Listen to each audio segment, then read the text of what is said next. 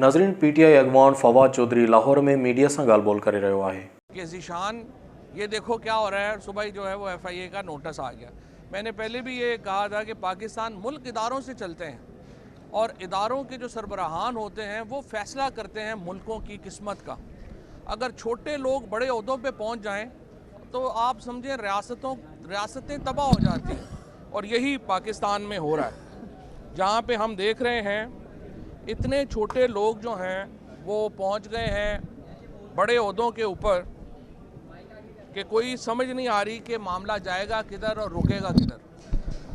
जो सूरत हाल है इस वक्त हमारे सामने कि ग्रेड 22 का ऑफिसर होता है DG FIA, उसको रात को 1:30-2 बजे मरियम नवाज़ का मुंशी जो है वो कहता है कि ये फवाद चौधरी ने ट्वीट किए, इस पर आप तहकीकात करें, और सुबह 9 बजे जो है वो मुझे नोटिस इशू हो जाते हैं। इससे आप अंदाज़ा लगा लें कि पाकिस्तान में इदारों का क्या इन्हतात है।